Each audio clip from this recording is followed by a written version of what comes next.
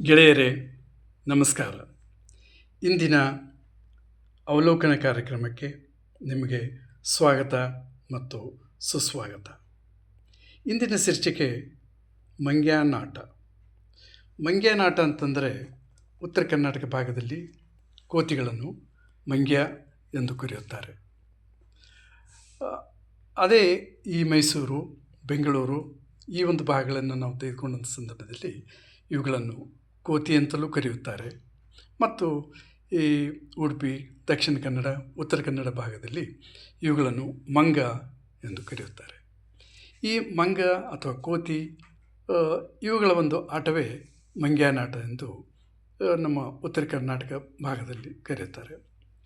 ಇಂದಿನ ಈ ಶೀರ್ಷಿಕೆಗೆ ಅನುಗುಣವಾಗಿ ಹೇಳುವುದಾದರೆ ಇವುಗಳಿಂದ ಆಗತಕ್ಕಂಥ ಒಂದು ಸಮಸ್ಯೆಗಳು, ಪರ್ಟಿಕ್ಯುಲರ್ಲಿ ಈ ಒಂದು ರೈತರಿಗೆ ಆಗತಕ್ಕಂತಹ ಒಂದು ಸಮಸ್ಯೆಗಳು. ಈ ಸಮಸ್ಯೆಗಳು ಕೇವಲ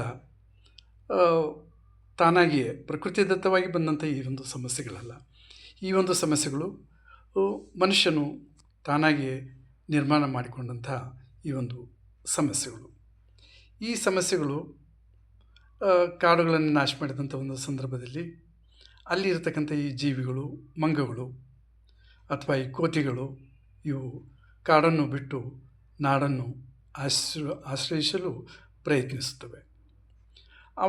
ಅವರ ಈ ಮಂಗಗಳ ಒಂದು ಹೊಟ್ಟೆ ಪಾಡಿಗಾಗಿ ಅವು ಒಂದು ಪ್ರದೇಶದಿಂದ ಇನ್ನೊಂದು ಪ್ರದೇಶಕ್ಕೆ ಅವು ಓಡಾಡುತ್ತಲೇ ಇರುತ್ತವೆ. ಇವುಗಳಿಂದ ಆಗತಕ್ಕಂಥ ಈ ಸಮಸ್ಯೆಗಳನ್ನು ನಾವು ಅವಲೋಕನ ಮಾಡಿ ನೋಡಿದಾಗ ಇವು ಭಾಳಷ್ಟು ಈ ಒಂದು ಶಿವಮೊಗ್ಗ, ಉತ್ತರ ಕರ್ನಾಟಕ, ದಕ್ಷಿಣ ಕನ್ನಡ, ಉತ್ತರ ಕನ್ನಡ, ಉಡುಪಿ, ಶಿವಮೊಗ್ಗ ಮತ್ತು ಕೊಡಗು, ಚಿಕ್ಕಮಗಳೂರು ಈ ಪ್ರದೇಶದಲ್ಲಿ ಈ ಭಾಳಷ್ಟು ಈ ಮಂಗಗಳು ರೈತರಿಗೆ ಹಾವಳಿಯನ್ನು ಉಂಟು ಮಾಡ್ತಾ ಇದ್ದಾವೆ. ಅವರು ಬೆಳೆದಂತಹ ಈ ಬೆಳೆಗಳನ್ನು ಇವು ತಿಂದು ಮತ್ತು ಆ ಬೆಳೆಗಳನ್ನು ನಾಶ ಮಾಡಿ ಈ ರೈತರಿಗೆ ಭಾಳಷ್ಟು ಸಮಸ್ಯೆಗಳನ್ನು ಉಂಟು ಮಾಡ್ತದೆ. ಪರ್ಟಿಕ್ಯುಲರ್ಲಿ ಈ ಶಿವಮೊಗ್ಗ, ಉತ್ತರ ಕನ್ನಡ ಮತ್ತು ದಕ್ಷಿಣ ಕನ್ನಡ, ಉಡುಪಿ, ಕೊಡಗು ಈ ರೀತಿಯ ಪ್ರದೇಶಗಳಲ್ಲಿ ಅವು ಅಲ್ಲಿ ಬೆಳೆದಂತಹ ಅಡಿಕೆ ಮರವನ್ನು ಏರಿ ಅಲ್ಲಿರತಕ್ಕಂಥ ಚಿಕ್ಕ ಚಿಕ್ಕ ಈ ಚಿಗುರು ಅಡಿಕೆಗಳನ್ನು ತಿಂದು ಅಲ್ಲಿ ಅಡಿಕೆ ಬೆಳೆಗೆ ಅವು ಹಾನಿ ಉಂಟು ಮಾಡುತ್ತಿವೆ.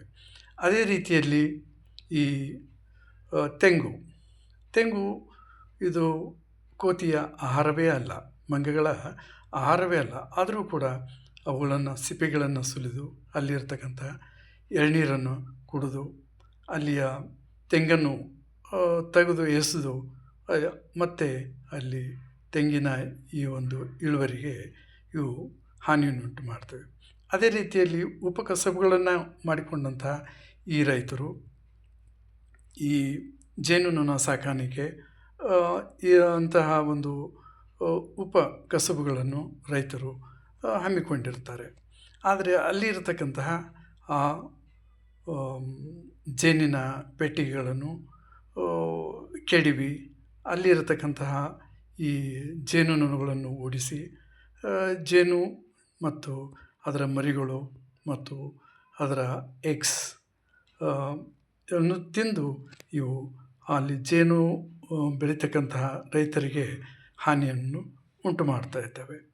ಅದೇ ರೀತಿಯಲ್ಲಿ ಇದು ಕೇವಲ ತೆಂಗು, ಅಡಿಕೆ, ಜೇನು ಇವಲ್ಲದೆ ಅಲ್ಲಿರ್ತಕ್ಕಂಥ ಈ ಹಣ್ಣುಗಳು, ಬೇರೆ ಇತರ ತರಕಾರಿಗಳು ಮುಂತಾದವುಗಳನ್ನು ಕೂಡ ಅವು ತಿಂದು ಬೆಳೆಯನ್ನು ನಾಶ ಮಾಡ್ತಾ ಇರ್ತವೆ.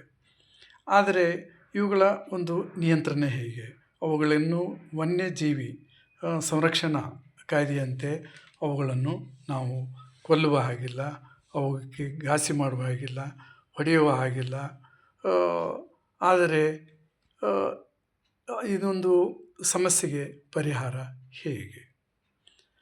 ಇದೊಂದು ಬಹಳ ಕಷ್ಟಕರವಾದಂತಹ ಒಂದು ಸನ್ನಿವೇಶ. ಹಾಗೆ ಬಿಟ್ಟರೆ ಈ ಎಲ್ಲ ಬೆಳೆಗಳನ್ನು ಅವು ಹಾನಿ ಮಾಡುತ್ತವೆ, ರೈತರಿಗೆ ಏನೂ ಉಳಿಯೋದಿಲ್ಲ. ಅಲ್ಲಿರ್ತಕ್ಕಂಥ ಅಡಿಕೆಗಳನ್ನು ಮರಗಳನ್ನು ನಾಶ ಮಾಡ್ತವೆ. ಅದೇ ರೀತಿಯಲ್ಲಿ ತೆಂಗಿನ ಮರಗಳು ಮತ್ತು ಇತರ ತರಕಾರಿ, ಹಣ್ಣು, ಅಲ್ಲಿ ಬೆಳೆದಂತಹ ಈ ಬಾಳೆಗಳು, ಬಾಳೆಹಣ್ಣಿನ ಗಿಡಗಳು, ಚಿಕ್ಕು, ಆಮೇಲೆ ಈ ಎಲೆ ತಿನ್ನುವತಕ್ಕಂಥ ಎಲೆಗಳು, ಇವುಗಳನ್ನು ಬೆಳೆಸಿರ್ತಾರೆ. ಅವೆಲ್ಲವನ್ನು ನಾಶ ಮಾಡಿ ರೈತನಿಗೆ ಅಗಾಧ ಪ್ರಮಾಣದ ಒಂದು ಡ್ಯಾಮೇಜ್ ಮಾಡ್ತವೆ. ಆದ್ದರಿಂದ ಇದೊಂದು ದೊಡ್ಡ ರೀತಿಯ ಒಂದು ಸಮಸ್ಯೆ. ಇದಕ್ಕೆ ಪರಿಹಾರವಾಗಿ ಈ ಕೋತಿಗಳನ್ನು ಒಂದು 15-20 ಕಿಲೋಮೀಟರ್ಗಳ ದೂರದಲ್ಲಿ ಇರ್ತಕ್ಕಂಥ ಕಾಡುಗಳಿಗೆ ಒಯ್ದು ಬಿಟ್ಟು ಬರಬೇಕಾಗ್ತದೆ. ಇಲ್ಲಿ ಇರ್ತಕ್ಕಂಥ ಒಂದು ಸಮಸ್ಯೆ, ಅಲ್ಲಿ ಬಿಟ್ಟು ಬಂದರೂ ಕೂಡ ಮತ್ತೆ ಅವು ತಿರುಗಿ ನಾಡಿಗೆ ಬರತಕ್ಕಂಥ ಸಾಧ್ಯತೆ ಇದೆ. ಮತ್ತು ಅಲ್ಲಿ ತಗೊಂಡು ಒಯ್ದು ಬಿಟ್ಟಂಥ ಒಂದು ಸಂದರ್ಭದಲ್ಲಿ ಅಲ್ಲಿರತಕ್ಕಂಥ ಕೋತಿಗಳಿಗೂ ಮತ್ತು ಈ ಕೋತಿಗಳಿಗೂ ಒಂದು ರೀತಿಯ ಕ್ಲ್ಯಾಶ್ ಆರಂಭವಾಗಿ ಅಲ್ಲಿ ಅವಕ್ಕೆ ಜಗಳ ಉಂಟಾಗಿ ಮತ್ತೆ ಕಾಡನ್ನು ಬಿಟ್ಟು ಅವು ನಾಡಿಗೆ ಓಡಿ ಬರ್ತಕ್ಕಂಥ ಒಂದು ಸಾಧ್ಯತೆಗಳು ಇದೆ. ಆದ್ದರಿಂದ ಇದರ ಪರಿಹಾರ ಭಾಳ ಕ್ಲಿಷ್ಟಕರವಾಗಿ ಇದೆ. ಆಮೇಲೆ ಈ ನಮ್ಮ ಕರ್ನಾಟಕ ಸರ್ಕಾರ ಮಾಡಿರ್ತಕ್ಕಂಥ ಈ ಒಂದು ಕಾಯ್ದೆ ಪ್ರಕಾರ ಆನೆ, ಸಿಂಹ, ಚಿರತೆ ಯಾವುದೇ ಒಂದು ಕಾಡು ಪ್ರಾಣಿಗಳು ಬಂದು ನಾಡಿನಲ್ಲಿ ಬಂದು ಯಾವುದೇ ರೀತಿಯ ಒಂದು ಸಮಸ್ಯೆಯನ್ನು ಉಂಟು ಮಾಡಿದ ಸಂದರ್ಭದಲ್ಲಿ ಅವ್ರಿಗೆ ಒಂದು ಪರಿಹಾರವನ್ನು ಕೊಡ್ತಕ್ಕಂಥ ಒಂದು ಪದ್ಧತಿ ಇದೆ, ಕಾನೂನು ಇದೆ. ಆದರೆ ಕೋತಿಗಳು ಸಹ